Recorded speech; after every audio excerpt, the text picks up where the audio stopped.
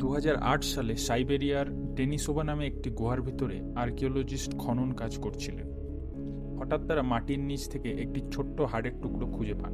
তদন্ত করে জানা গেল এটি মানুষের হাতের সবচেয়ে ছোট আঙুলের হাড়। যখন তারা এই হাড়টি বাইরে নিয়ে এসে তার উপর গবেষণা শুরু করেন, প্রথমে মনে হয়েছিল এটি হয়তো 40,000 বছর আগে বসবাসকারী নিয়ান্ডারথাল মানুষের হাড়। কিন্তু ডিএনএ এবং জেনেটিক পরীক্ষা করার পর যা জানা গেল তা সবাইকে অবাক করে দেয়। এই ডিএনএ না কোনো নিয়ান্ডারথালের ছিল, আর না আমাদের মতো হোমোসেপিয়েন্সের। এটি ছিল সম্পূর্ণ নতুন এক ধরনের মানুষের ডিএনএ, যাকে আজকের আগে পৃথিবীতে কখনোই দেখা যায়নি। এই ছোট্ট হাড়টি আসলে এক তরুণী মেয়ের ছিল, যে আজ থেকে প্রায় 50,000 বছর আগে জীবিত ছিল। আর যেহেতু এটি ডেনিসোভা গুহা থেকে পাওয়া গিয়েছিল, তাই এই মানব গোষ্ঠীর নাম দেওয়া হয় ডেনিসোভানস। যখনই এই খবরটি বিশ্বের সামনে আসে, বিজ্ঞান জগতে তোলপাড় শুরু হয়ে যায়। কারণ মানব বিবর্তনের যে ফ্যামিলি ট্রি আমরা তৈরি করেছিলাম, যেখানে আমরা মানুষ অর্থাৎ হোমোস্যাপিয়েন্স আর আমাদের আগে ছিল নিয়ান্ডারথাল, সেই পুরো ট্রিটাই ভুল প্রমাণিত হয়। এই আবিষ্কার প্রমাণ করে দেয় যে পৃথিবীতে একটি তৃতীয় ধরনের মানুষও ছিল, যারা আমাদের সঙ্গে এই পৃথিবীতেই বসবাস করত। আর সবচেয়ে অবাক করার বিষয় হলো, এই ডেনিসোভানসরা কোনো সাধারণ বা দুর্বল মানুষ ছিল না।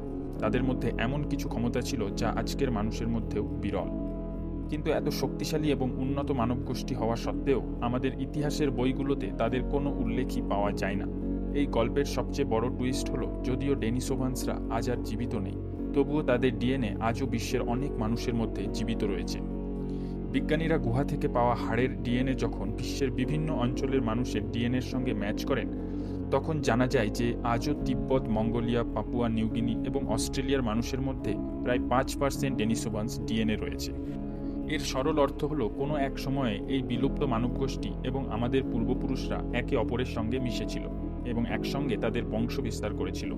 কিন্তু এখানে একটি বড় প্রশ্ন উঠে আসে। নিয়ান্ডারথালরা যারা ডেনিসোভানসদের মতো আমাদের সাথেই বসবাস করত, তাদের অসংখ্য কঙ্কাল এবং জীবাশ্ম সারা বিশ্বে পাওয়া গেছে। কিন্তু এই ডেনিসোভানসদের কি হলো? তাদের অস্তিত্বের প্রমাণ হিসাবে আমাদের কাছে রয়েছে মাত্র একটি ছোট্ট আঙুলের হাড়, কয়েকটি দাঁত, তিব্বতের পাহাড় থেকে পাওয়া একটি চোয়াল এবং চীন থেকে পাওয়া একটি খুলি, এতটুকুই। বিজ্ঞানীরা বিস্মিত, কারণ এমন একটি শক্তিশালী মানব গোষ্ঠী, যারা তাদের ডিএনএর চিহ্ন আজকের মানুষের মধ্যেও রেখেছে। আসলে তো এমন হওয়া উচিত ছিল যে তাদের অনেক কঙ্কাল বা জীবাশ্ম পাওয়া যাবে, কিন্তু এমনটা কেন নয়? 2010 সালে যখন ডেনিসোভানসদের খবর প্রকাশ্যে আসে, তখন মানব ইতিহাসের ভিত্তি নড়ে যায়। কারণ এর আগে গল্পটা একদম সহজ ছিল। মানুষ আফ্রিকায় জন্ম নিয়েছে এবং সেখান থেকে অন্য মহাদেশে ছড়িয়ে পড়েছে। নিয়ান্ডারথালরা ইউরোপে বাস করত এবং কখনো কখনো তাদের হোমোসেপিয়েন্স অর্থাৎ মানুষের সঙ্গে সংঘর্ষ হতো। কিন্তু ডেনিসোভানসদের আবির্ভাব এই পরিষ্কার গল্পটাকে জটিল করে তোলে। সাইবেরিয়ার সেই গুহা থেকে পাওয়া ডিএনএ প্রমাণ করে যে তারা শুধু একটা ছোট্ট সাধারণ জনগোষ্ঠী ছিল না। যখন তিব্বত এবং চীনের মতো ভিন্ন ভিন্ন অঞ্চলে তাদের আরও জীবাশ্ম পাওয়া যায়, তখন স্পষ্ট হয়ে যায় যে ডেনিসোভানসদের প্রভাব পুরো এশিয়া জুড়ে বিস্তৃত ছিল। তারা শুধু সেখানে বসতি গড়ে তোলেনি, বরং সেখানকার মানুষের ইমিউন সিস্টেম, তাদের শরীর এবং তাদের মস্তিষ্ককেও প্রভাবিত করেছে। কিন্তু এত কম জীবাশ্ম পাওয়া আজও একটি বড় রহস্য। এখন বিশেষজ্ঞরা তাদের পাওয়া শরীরের অংশগুলোকে বৈজ্ঞানিকভাবে বিশ্লেষণ করতে শুরু করেছে, ফলে তাদের চেহারা কেমন ছিল তা কিছুটা অনুমান করা সহজ হয়েছে। প্রথমে মনে করা হচ্ছিল হয়তো ডেনিসোভানরা আমাদের মতোই দেখতে ছিল, কিন্তু বাস্তবে তা নয়। চীন থেকে পাওয়া একটি খুলি, যাকে ড্রাগন ম্যান বলা হয়, তার আকার বেশ বড় এবং মানুষের তুলনায় অস্বাভাবিক মনে হয়। একইভাবে তিব্বত থেকে পাওয়া চোয়ালটি যদি দেখা যায়, তবে তার থিকনেস আজকের সাধারণ মানুষের চোয়ালের তুলনায় প্রায় দ্বিগুণ। তাদের দাঁত এত বড় ছিল যে দেখে মনে হয় এগুলো যেন অন্য কোনো জগতের প্রাণীর। সবচেয়ে অবাক করার বিষয় হলো তাদের মস্তিষ্কের আকার। বিজ্ঞানীদের মতে ডেনিসোভানদের খুলির ভেতরে মস্তিষ্ক রাখার জায়গা আমাদের তুলনায় প্রায় 20% বেশি ছিল। এটা শুধু আকারে বড় হওয়ার বিষয় ছিল না, বরং এর মানে ছিল যে তাদের মস্তিষ্ক সম্পূর্ণ ভিন্ন এবং আরও উন্নত উপায়ে কাজ করত। তাহলে কি এর মানে এই যে ডেনিসোভানরা সাধারণ মানুষ ছিল না, বরং তারা এমন এক ধরনের সুপার হিউম্যান ছিল যাদের সময়ের সঙ্গে সঙ্গে ভুলে যাওয়া হয়েছে? তবে এটা সত্য যে মস্তিষ্কের আকার বড় হওয়া সবসময় এই প্রমাণ দেয় না যে সেই প্রাণীটি বেশি বুদ্ধিমান হবে। কিন্তু যখন আমরা ডেনিসোভানদের ডিএনএ গভীরভাবে বিশ্লেষণ করি, তখন এক ভিন্ন গল্প সামনে আসে। তাদের ডিএনএতে এমন কিছু নিউরাল পাথওয়ে এবং জিন পাওয়া গেছে যা মস্তিষ্কের বিকাশকে ভিন্নভাবে নিয়ন্ত্রণ করে। এর সরল অর্থ হতে পারে তাদের স্মৃতিশক্তি অর্থাৎ মেমোরি প্রসেসিং আমাদের তুলনায় অনেক বেশি ছিল এবং তারা জটিল প্যাটার্নগুলো আমাদের চেয়ে আরও ভালোভাবে বুঝতে পারত। এটি সত্যিই বিজ্ঞানের এক আশ্চর্য আবিষ্কার যে আমাদের মস্তিষ্ক এবং শরীরের ক্ষমতাগুলো শুধুমাত্র আমাদের নিজেদের নয়। যখন সাধারণ মানুষ 10,000 ফুট উচ্চতায় অক্সিজেনের অভাবে কষ্ট পায়, তখন তিব্বতের মানুষ 14,000 ফুট উচ্চতায়ও সহজে জীবনযাপন করে। এর রহস্য লুকিয়ে আছে তাদের ডিএনএতে থাকা EPAS1 জিনে, যা তাদের রক্তকে পাতলা বাতাস থেকে অক্সিজেন শোষণ করতে সাহায্য করে। মজার বিষয় হলো এই জিনটি হোমোসেপিয়েন্সের নিজস্ব নয়, বরং এটি আমরা ডেনিসোভানদের থেকে উত্তরাধিকার হিসাবে পেয়েছি। কারণ গুহা থেকে পাওয়া হাড়গুলোর ডিএনএতেও EPAS1 জিন পাওয়া গেছে। হাজার হাজার বছর আগে যখন আমাদের পূর্বপুরুষরা সমতল অঞ্চলে বসবাস করছিল, তখন ডেনিসোভানরা সেই চরম উচ্চতা ও বরফাচ্ছন্ন পাহাড়ে বসবাস করে নিজেদের জেনেটিক্সকে মানিয়ে নিয়েছিল। আজ তাদের সেই ডিএনএর কারণেই তিব্বতের মানুষ কঠিন পরিস্থিতিতেও টিকে থাকার ক্ষমতা অর্জন করেছে। শুধু অক্সিজেন নয়, ডেনিসোভানরা ভবিষ্যৎ প্রজন্মকে আরেকটি বড় উপহার দিয়েছে, আর সেটি হলো তাদের শক্তিশালী ইমিউন সিস্টেম, অর্থাৎ রোগের বিরুদ্ধে লড়াই করার ক্ষমতা। প্রাচীন সময়ে মানুষ যখন নতুন নতুন রোগ ও মহামারীতে মারা যাচ্ছিল, তখন ডেনিসোভানরা সেই মহামারীর মধ্যেও স্বাভাবিকভাবে চলাচল করছিল, যেন তাদের জন্য সেগুলো ছিল সাধারণ সর্দি কাশির মতো। তাদের জিনে এমন এক ধরনের প্রতিরক্ষা ব্যবস্থা ছিল যা রোগের বিরুদ্ধে লড়াই করতে সাহায্য করত, এবং পরে তারা এই ক্ষমতা ওশিয়ানিয়া এবং এশিয়ার স্থানীয় মানুষের মধ্যেও ছড়িয়ে দেয়। তাদের ইমিউনিটি এতটাই শক্তিশালী ছিল যে কিছু গবেষক মনে করেন তাদের কোষের ক্ষয় প্রক্রিয়া, অর্থাৎ বয়স বাড়ার প্রক্রিয়াও আমাদের তুলনায় অনেক ধীর ছিল। সহজ ভাষায় বললে ডেনিসোভানরা সাধারণ মানুষের তুলনায় অনেক বেশি সময় বেঁচে থাকত। তারা দ্রুত বুড়ো হতো না এবং মানসিকভাবে শেষ পর্যন্ত সক্রিয় ও সতেজ থাকত। যদি এই সব বৈশিষ্ট্য একসাথে বিবেচনা করা যায়, শক্তিশালী শরীর, বড় মস্তিষ্ক, পাহাড়ে বেঁচে থাকার ক্ষমতা, রোগ প্রতিরোধের শক্তিশালী ব্যবস্থা এবং দীর্ঘায়ু, তাহলে এটি মানুষের একটি উন্নত ও আপগ্রেডেড রূপের চিত্রই তুলে ধরে। অর্থাৎ সত্যিই এক ধরনের সুপার সিভিলাইজেশন। ডেনিসোভানদের আবিষ্কার যেমন মানব ইতিহাস সম্পর্কে আমাদের ধারণাকে নাড়িয়ে দিয়েছে, তেমনি তাদের জীবনযাপন ও সরঞ্জাম তৈরির দক্ষতাও আমাদেরকে বিস্মিত করেছে।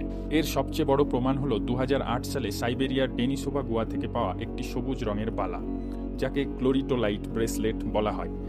প্রথম দেখায় এটি যেন কোনো রানীর অলংকার বলে মনে হয়, কিন্তু যখন কার্বন ডেটিং করা হয় তখন জানা যায় এটি প্রায় 50 থেকে 70 হাজার বছর পুরানো। এই ব্রেসলেটের সবচেয়ে আশ্চর্যজনক দিক তার চকচকে রূপ নয়, বরং এতে থাকা একদম নিখুঁত গোলাকার ছিদ্র। বিশেষজ্ঞদের মতে এত সূক্ষ্ম পালিশ এবং একদম নিখুঁত গোলাকার ছিদ্র সেই সময়ে হাই স্পিড রোটারি ড্রিলিং ছাড়া তৈরি করা প্রায় অসম্ভব ছিল। এই একই প্রযুক্তি আধুনিক মানুষ হাজার হাজার বছর পরে আবিষ্কার করেছে। স্টোন এজে এমন ইঞ্জিনিয়ারিং দেখে বিজ্ঞানীরা বিস্মিত হয়ে যান।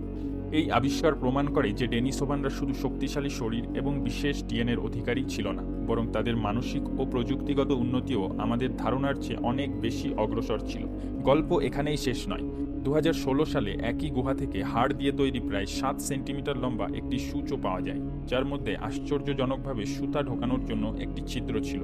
এটি পৃথিবীর সবচেয়ে প্রাচীন সূচ, যা প্রমাণ করে যে যখন আমাদের পূর্বপুরুষরা শুধু পশুর চামড়া জড়িয়ে থাকতো, তখন ডেনিসোভানরা মাপ যোগ করে কাপড় সেলাই করত। একটি নকশাযুক্ত সূচ তৈরি করা এই কথার প্রমাণ করে যে তাদের মস্তিষ্ক পরিকল্পনা, সামঞ্জস্য এবং সূক্ষ্মতার ধারণা বুঝত। তারা উট পাখির ডিম থেকে সুন্দর পুঁথিও তৈরি করেছিল এবং পাথরের ওপর নানা প্রতীকী নকশাও এঁকেছিল। প্রতীক ব্যবহার করা সরাসরি এই ইঙ্গিত দেয় যে তাদের একটি উন্নত ভাষা এবং যোগাযোগের ব্যবস্থা ছিল, যা তাদের উচ্চ স্তরের চিন্তাভাবনার ক্ষমতাকে প্রকাশ করে। এই আবিষ্কারগুলো তাদের শুধুমাত্র গুহায় বসবাসকারী অশিক্ষিত মানুষ হিসেবে নয়, বরং অত্যন্ত বুদ্ধিমান এবং দক্ষ এক মানবগোষ্ঠী হিসেবে তুলে ধরেছে। যদি এই ছোট ছোট বিষয়গুলো আপনাকে অবাক না করে, তাহলে এখন প্রস্তুত হয়ে যান আরও বড় কিছু শোনার জন্য। চলুন আমরা এশিয়ার সেই পাহাড়ি এলাকাগুলোর দিকে যাই, যেখানে এমন কিছু রহস্য লুকিয়ে আছে যা আজ পর্যন্ত কেউ ব্যাখ্যা করতে পারেনি। সাইবেরিয়ার ঘন জঙ্গলের মধ্যে একটি জায়গা রয়েছে যাকে মাউন্ট সোরিয়া বলা হয়। এখানে আপনি মাটির ওপর এমন বিশাল ও ভারী পাথরের ব্লক দেখতে পাবেন, যেগুলো আজকের সময়ে সবচেয়ে আধুনিক ক্রেন দিয়েও তুলতে গেলে হয়তো ব্যর্থ হতে হবে। এদের মধ্যে কিছু ব্লকের ওজন 3000 টনেরও বেশি। এই ব্লকগুলোর ধার বা প্রান্তগুলো ভালো করে লক্ষ্য করলে মনে হয় যেন এগুলো অত্যন্ত নিখুঁতভাবে কাটা হয়েছে। তাদের প্রান্তগুলো একদম সোজা ও নিখুঁত সমকোণে কাটা। মেইন স্ট্রিম জিওলজি সাধারণত এগুলোকে প্রাকৃতিক প্রক্রিয়ার ফল বলে ব্যাখ্যা করে এড়িয়ে যায়, কিন্তু একটি খুবই আকর্ষণীয় সত্য হলো এই জায়গাটি ঠিক সেই অঞ্চলের মধ্যেই পড়ে যা ডেনিসোভানদের আসল বাসস্থান হিসাবে ধরা হয়। একইভাবে মঙ্গোলিয়া এবং পুরো মধ্য এশিয়ায় হাজার হাজার নিখুঁতভাবে কাটা পাথরের স্ল্যাব এবং বিশাল পাথরের কাঠামো আবিষ্কৃত হয়েছে, যেগুলোকে আমরা সাধারণত প্রাকৃতিক বলে এড়িয়ে যাই। এইসব স্থাপনাগুলো ঠিক সেই সব এলাকায় রয়েছে যেখানে সেই সময়ের সাধারণ মানুষের না ছিল এতটা জ্ঞান আর না ছিল এমন সরঞ্জাম যার সাহায্যে তারা এত বিশাল পাথরের পাহাড় কেটে সেগুলোকে একটি নির্দিষ্ট বিন্যাসে জুড়ে দিতে পারত। এই মেঘালিথিক সাইটগুলোর আরেকটি আশ্চর্য বৈশিষ্ট্য হলো এগুলো আকাশের তারা এবং সূর্যের সঙ্গে সঠিকভাবে সামঞ্জস্য রেখে তৈরি করা হয়েছে। মঙ্গোলিয়ায় থাকা এই পাথরগুলো বছরের সবচেয়ে বড় দিন অর্থাৎ সোলস্টিসের সূর্যোদয় ও সূর্যাস্ত অনুযায়ী দাঁড় করানো হয়েছে, অথবা কোনো বিশেষ উদ্দেশ্যে স্থাপন করা হয়েছে। এই ধরনের বিন্যাস আমরা মিশরের পিরামিড, স্টোনহেঞ্জ এবং মায়া ক্যালেন্ডারেও দেখতে পাই। ইতিহাস সাক্ষী যে যখনই দুই ধরনের মানবগোষ্ঠী একই অঞ্চলে একসাথে বসবাস করেছে, শেষ পর্যন্ত একটি গোষ্ঠীই টিকে থেকেছে। আমাদের প্রজাতি সংখ্যায় অনেক বেশি ছিল, আমরা ছিলাম আক্রমণাত্মক এবং যুদ্ধপ্রবণ। জেনেটিক্স আমাদের জানায় যে তারা একে অপরের সঙ্গে বিবাহ করেছিল এবং আত্মপ্রজনন ঘটেছিল। এই কারণেই তাদের ডিএনএ আজও আমাদের মধ্যে রয়ে গেছে। কিন্তু এত কিছুর পরেও তাদের অস্তিত্ব শেষ হয়ে গেল কেন? কিছু মানুষের মতে এটি ছিল একটি প্রাগৈতিহাসিক গণহত্যা, অর্থাৎ সেই সময়ের সবচেয়ে বড় গণবিনাশ, যেখানে সাধারণ মানুষ সংখ্যার অধিক্য এবং কৌশলের মাধ্যমে এই উন্নত প্রজাতির প্রভাব পৃথিবী থেকে মুছে দেয় এবং তাদের গল্প চাপা পড়ে যায়। কিন্তু একটি শেষ তথ্য আছে যা সবচেয়ে বেশিভাবে বাধ্য করে। এটি গণহত্যার ধারণা থেকে আলাদা। এই তথ্য অনুযায়ী ডেনিসোভানরা পৃথিবীর অবস্থা এবং হোমোসেপিয়েন্সদের রক্তপাত দেখে নিজেদেরকে আলাদা করে নিয়েছিল। তারা পাহাড়ের উচ্চতা আর গভীর গুহায় লুকিয়ে পড়েছিল, যেসব জায়গা তাদের এমনিতেই পছন্দ ছিল। তারপর প্রায় 12,800 বছর আগে পৃথিবীতে এক ভয়াবহ বিপর্যয় নেমে আসে। বিজ্ঞান এই সময়টিকে ইয়ঙ্গার ড্রায়াস ইভেন্ট বলে। আকাশ থেকে আগুনের গোলা পড়া, হঠাৎ তাপমাত্রা বেড়ে যাওয়া, বরফ গলে যাওয়া এবং বিশাল বন্যা, যা পৃথিবীর মানচিত্রকেই বদলে দেয়। এটাই সেই সময় যাকে ধর্মীয় কাহিনীতে নুস ফ্লাড এবং প্রাচীন গল্পে পৃথিবীর রিসেট হিসেবে বর্ণনা করা হয়। সম্ভবত এটাই সেই মুহূর্ত যখন পাহাড়ে লুকিয়ে থাকা এই সুপার সিভিলাইজেশন তাদের সমস্ত উন্নতি, অসাধারণ প্রযুক্তি এবং অগণিত রহস্য সহ চিরতরে মাটির নিচে চাপা পড়ে যায়। তারা রেখে যায় শুধু একটি ছোট্ট আঙুলের হাড়, যা আজ আমাদের তাদের মহিমার গল্প শোনায়। যদি সত্যি একটি সম্পূর্ণ উন্নত সভ্যতা ইতিহাস থেকে মুছে যেতে পারে, তাহলে ভাবুন আমরা আর কি কি হারিয়েছি। আর সবচেয়ে বড় প্রশ্ন হলো, এই পৃথিবীর মাটির নিচে এখনো কত অজানা রহস্য লুকিয়ে আছে যা প্রকাশ পাওয়ার অপেক্ষায় রয়েছে। তাহলে একটু ভেবে দেখুন, পরে আসা এই সভ্যতাগুলো কি সবকিছু নিজেরাই শিখেছিল, নাকি তারা ডেনিসোভানদের তৈরি কোনো নকশা বা জ্ঞানের ওপর ভিত্তি করে এগিয়েছিল? এখন এখানে সবচেয়ে বড় প্রশ্ন উঠে আসে, যদি ডেনিসোভানরা এতটাই উন্নত হয়ে থাকে, তাহলে তাদের প্রজাতি বিলুপ্ত হলো কিভাবে?